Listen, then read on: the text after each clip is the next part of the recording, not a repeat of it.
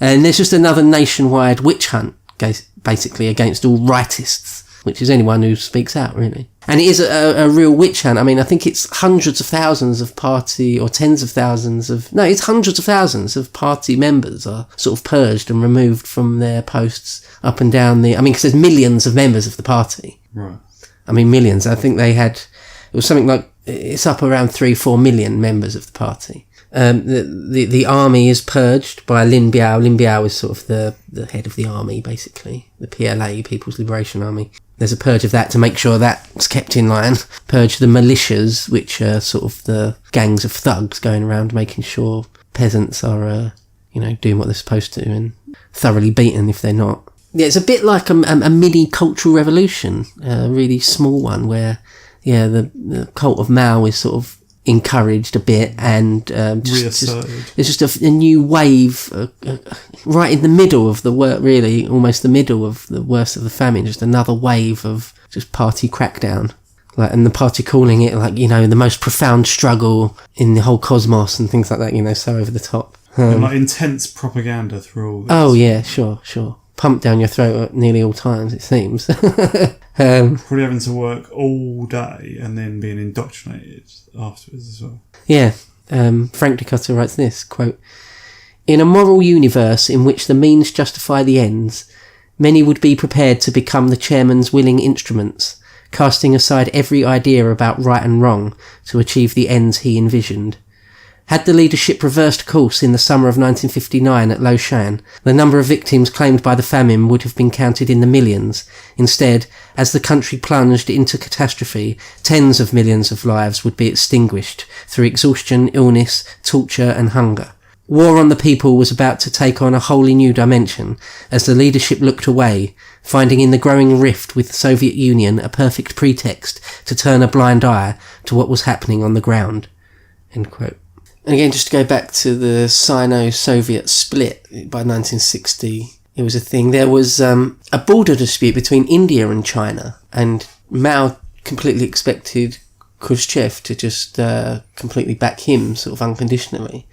And he didn't. He rather sort of tried to act as a mediator between them. And that pissed off Mao no end. In a way, I think it was one of the last straws as far as Mao was concerned. I think Russia and India had really good relations at that time as well. Yeah. So it was another costly thing for Khrushchev if he was to do what Mao wanted. Yeah, and when the split really kicks off, all the experts, Russia recalls all their experts and just terminates all the things they were going to be giving to China, which was loads of stuff.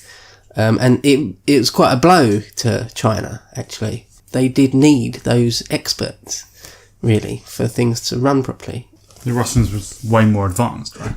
Yeah, totally.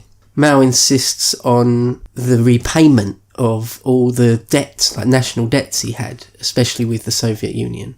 Again, when they can't afford it, people are starving, or there's just mass destitution. It's not just starving as well, it's also just loads and loads of homelessness and near starvation. Yeah, and Mao uses it as a lie, obviously, but uses the repayment of these debts as one of the reasons why things are going downhill in the country. And he's probably exporting loads of useful things, loads of necessary things to pay. Yeah, Mao uses the lie that it's natural calamities and all the money they've got to repay to the Soviets, which is why the countryside is so impoverished. So much so that in a few of the books I've read, they get the actual authors or the historians will get loads of accounts from survivors, quite often from the 1980s or the 1990s. And a lot of them say, we were told, I thought, that the reason why there was suddenly no money and no food for a lot of people quite suddenly in 1958 or 1959 or 1960, it was because the bloody Russians were insisting that we give all our surplus and all our money to them, and it wasn't true at all. There was a plan or a system to pay it back in a normal amount of time, like over decades and stuff. And Mao was insisted on paying it all back as much as he possibly could, as quickly as he possibly could, just further impoverished the country. The communists sold all their, not all, but they sold loads of their gold and silver reserves. A lot to Britain, actually, just to get money, just to get liquid cash. Yeah, the yuan had collapsed. It was worth hardly anything. So they needed foreign money. Foreign cash was a really important thing to try and get. Yeah, but it's in the summer of 1960 that I've seen it written that Mao is actually depressed. I've not really heard many details about, or any details really, of any sort of the nature of any inner turmoil he might have been going through, but he did sort of take himself away a bit and was apparently a bit depressed during that summer. Mainly because his power was waning, but also because of the catastrophe. I mean, yeah, it was obvious. He had gone out to his own hometown, his own home province, but because it was where he had come from, it had sort of a bit of a special, that whole area was given sort of special privileges by the party and wasn't that hard hit. So where he went back there to see what real life was like, he didn't even get a proper picture of it because it had been under some sort of special measures and wasn't anywhere near as bad as the rest of China. But there you go. After the Sino-Soviet split, Mao doesn't really have much of a choice but at least to try some sort of rapprochement with the West. He's got to deal with someone. So he tries to, or does in some degree. I mean, he's able to buy sort of emergency shipments of grain from people like Canada and Australia. They're sort of prepared to deal with him because it's really embarrassing. One of the things Mao cares about most of all is just he's proud. You know, he doesn't want to be seen to be failing. And the fact that he can't, or even by 1960, they have to openly say that we can't give East Germany all the rice that we said we would. And so now he's sort of messing with the whole global socialist project. And so he's getting a bit desperate enough to just buy grain off of Canada. So, capitalist country. Yeah. Which he wouldn't do unless he really, really had to. Buy some from Hong Kong, or essentially Britain. Yeah, the yuan fully collapses by now. I mean, why didn't they import more grain and earlier? It's a good question, but the only real answer is just pride. Like, they refused any help whatsoever from the Japanese, the Russians, from the Japanese or the Americans. Like, Kennedy was on record as saying, you know, we'd happily give them food aid, but they haven't asked for it, and they won't, sort of thing. They also, during the height of the famine, just increased their aid to third world countries. There was this thing going on in the Cold War, as I'm sure you know, where the two camps of America or the West and the Soviets or the communists would go to nearly every country in the world and try and sort of get them on side, mainly with money and technology and military aid. And so all over the world, they were looking to sort of outbid each other in a way. Well, Mao starts doing that just within the socialist world against the Soviets. So there's countries that are sort of left-leaning or socialist. And Mao just tries to sort of muscle in and make them subservient to him rather than Russia. So countries like, there's a fair few in Africa. Mugabe was Cameroon, Uganda, yeah. Yeah, so Mao's doing that, and of course that will piss off Khrushchev no end. Frank Decotta writes, quote, one reason why Beijing increased foreign donations during the Great Leap Forward was to prove that it had discovered the bridge to a communist future, but the main consideration was rivalry with Moscow, end quote. So again, using money and resources they haven't got, more or less, to pretend that they're big boys on the block, sort of thing.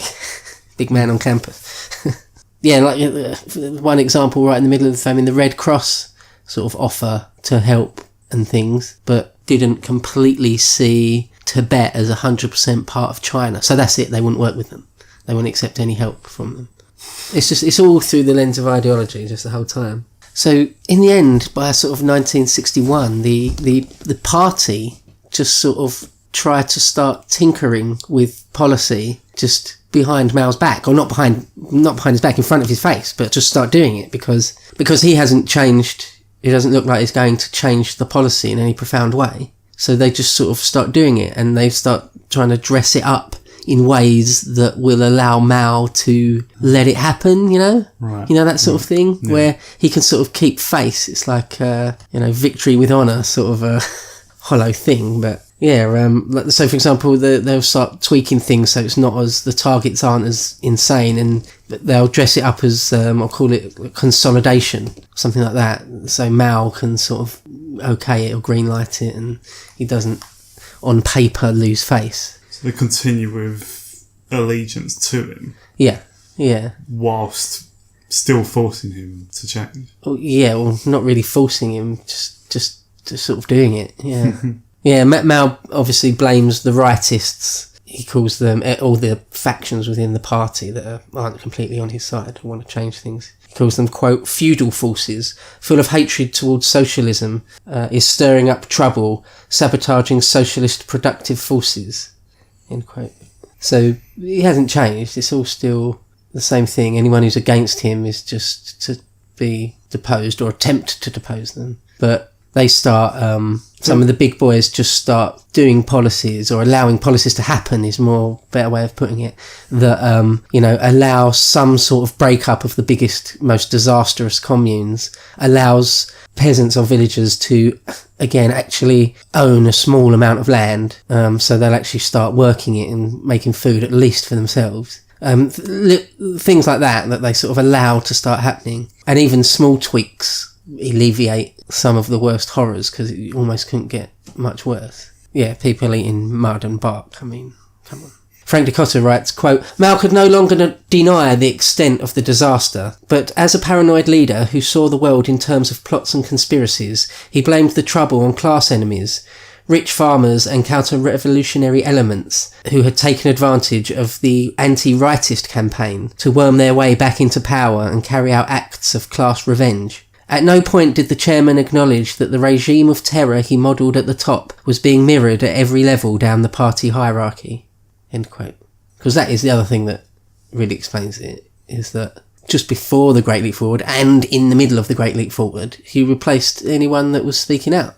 So not only do you get no criticism because you've replaced the people that were going to criticise you, but the people that are there are now something like zealots that will never speak out, because it's either what they want, or they're just the type of character that it doesn't matter how bad it gets, they will never speak out. And it's around this time that, Mao still basically got complete control, essentially. So, in the sense that if there was some new policy or some new thing he wanted to do, he could still just sort of do it, which he does. He launches yet another type of purge, just rooting out. This time it's sort of about class enemies, trying to root out class enemies. He purges the militia. People sort of blaming the militia, the party militia, for a big part of the famine, because they forced local bosses, cadres, to be really strict and work people to death.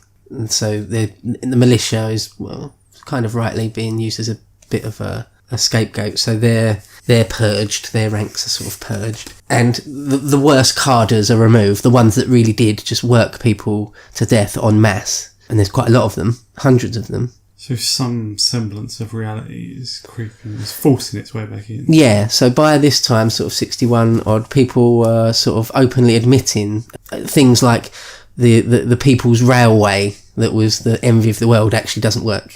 Or the reservoir that was going to produce electricity for 10 million people actually doesn't work, or whatever. And that steel production's actually gone down. Yeah. Yeah, or that, a hectare of land doesn't produce many, many tons, or hundreds of tons of wheat. So yeah, some semblance of reality was beginning to come back, yeah. Yeah, they passed decrees that sort of weakened the absolute control of communes. As I say, yeah, some people were allowed a little bit of private land and that sort of thing. But, Mao and the Maoist factions propaganda still just talked of the countryside being awash with counter-revolution and all this sort of thing. But to Mao, in Mao's mind, the revolution never ended. It's just a constant thing. So you just bring that up, or you talk about that whenever things don't go your way. And one of the reasons they were able to get away with their criticisms now is, as I mentioned, it was just so obvious. Even in big cities, people were dying of hunger. Even in Zhongonghai, there was sometimes not a vast selection of vegetables. So, no one could deny that there wasn't a huge thing going on.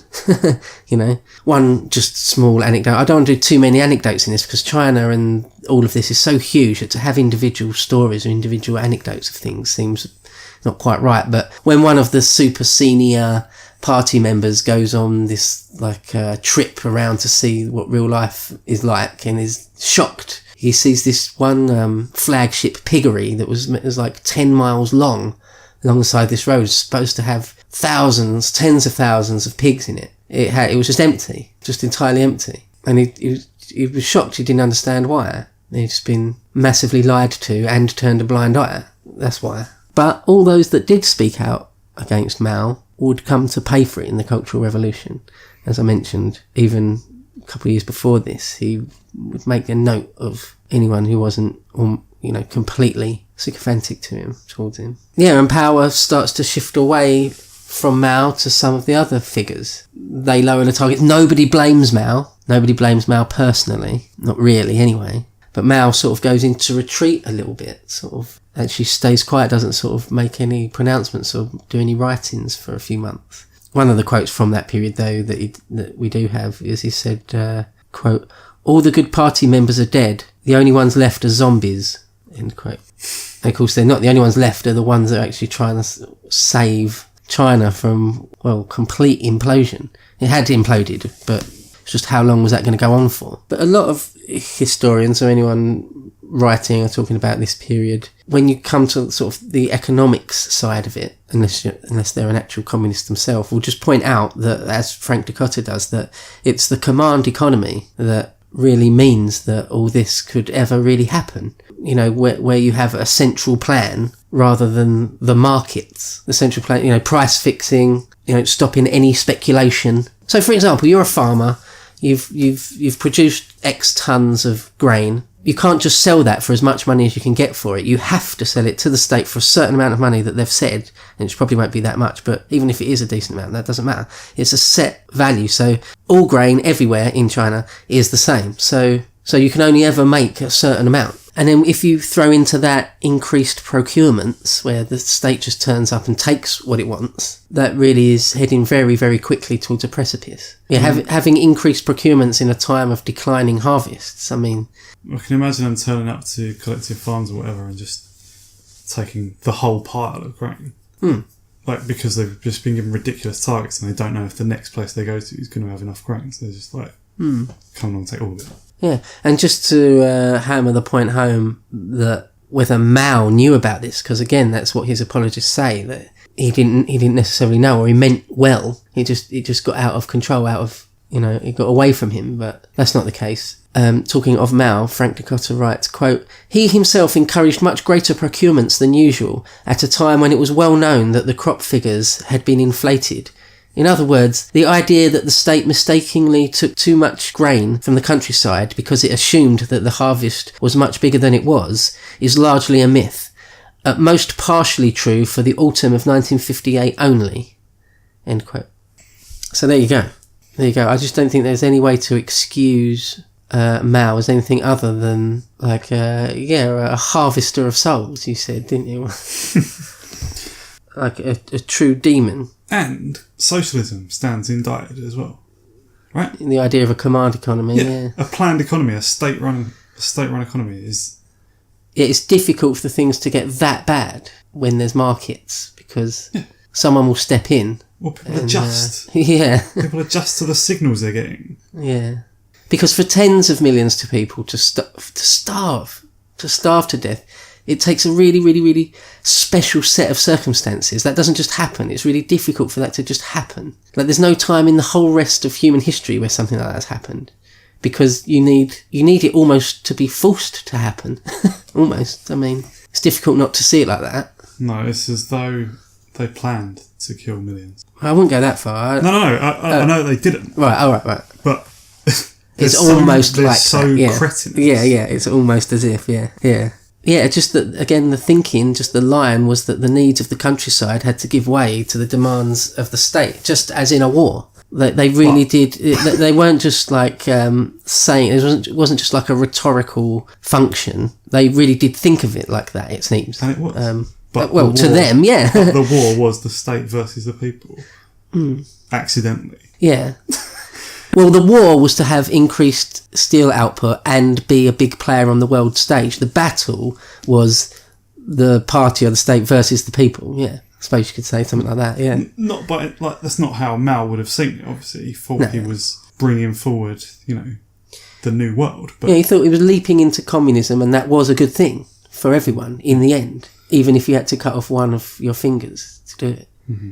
Yeah. In fact, it was a lot more than one finger, really, because obviously the Chinese body lost more than a finger is like a tiny part of your body, isn't it? But they lost something like maybe 7 or 8% of the population to famine. Possibly, yeah. Possibly as much as that. Again, the figures are debated, but yeah. It's tens of millions, any possible way you can cut it.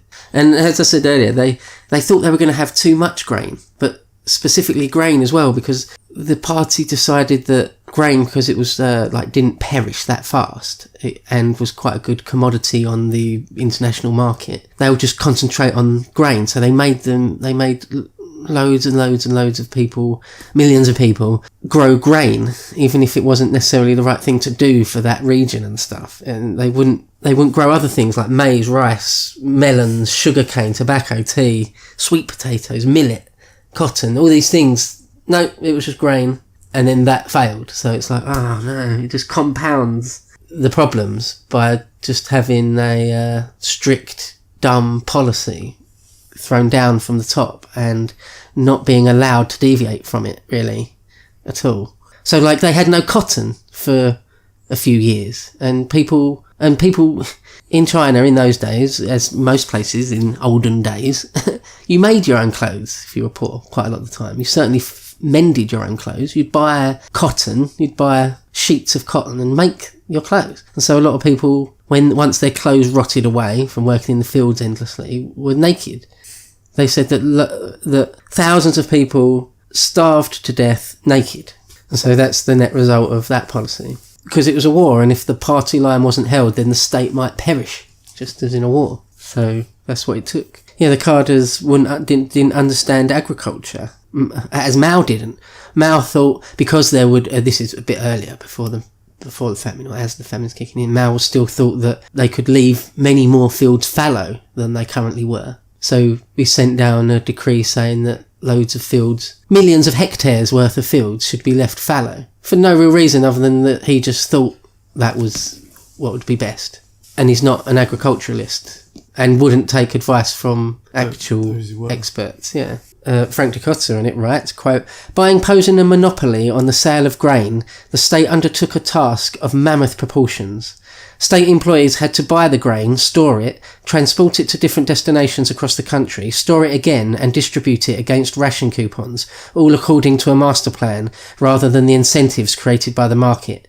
Even a wealthy country might have balked at the immensity of the task, but China was a poor nation and a very large one at that." End quote. And so it didn't really ever work properly. Like most of the state granaries, where things like wheat or millet or rice had to be stored, just were not kept properly. It was just shit. And so loads of it rotted away or was just infested with bugs or whatever. And nothing was coordinated properly. No, it's more or less chaos on the ground, yeah, more or less everywhere. If you've got a big silo full of grain and it gets wet, it will then rot. Simple as that. And that happened just on a titanic scale. And of course there was theft and corruption on a huge scale. And fires as well, whether it be arson or by accident. In like, I think 1960 or 61 or 62, something like that. Some silly percentage of grain silos, state silos, were burnt down. Probably arson. But sabotage. Yeah, in certain provinces. A lot of these things I'm saying about China, it depends what province you're in. Like, it could be completely different depending on what province you're in. Some were like devastated by the Great Leap Forward and some not so much. So it would depend. But so that thing I just said about loads of silos going up, there was one specific province, I can't remember which one, where that happened. Like, loads of them got burnt down, probably from arson. But anyways, or a hot dry summer. Yeah, or it's just it just the system didn't work. People weren't doing things properly. There's just the concept and spirit of a place for everything and everything in its place, of doing a good job, of actually completing a task correctly, to a higher specification. It just seems like all that went out the window during the Great Leap Forward. And again, because of sort of mass neglect, loads of livestock died. There was just swine fever and chicken flu that killed just huge swathes of livestock across all of China. Like massive percentages, 40-50% of animals dying in what is essentially overnight. And then the insanity, you get like a really, really senior party official from Beijing asking, why can't we breed pigs with cows and make super pigs? It's like, are you kidding me? Is this for real? Yeah, when some foreign visitors visited China in, I think, 61 or something, they were sort of aghast to find that most of the factories and things that mainly the Soviets had set up for them were already just falling apart or already just entirely broken down because no one sort of repaired anything or treated it properly. They think millions and millions of simple agricultural tools were just destroyed or left to rust in fields. People at the end of the day just dropped their tools where they stood and walked away, almost. That sort of thing, because it's not your property. You don't care. The idea is the state will give you another one when that one's gone. I suppose some people will judge that on balance, Mao did more good than harm.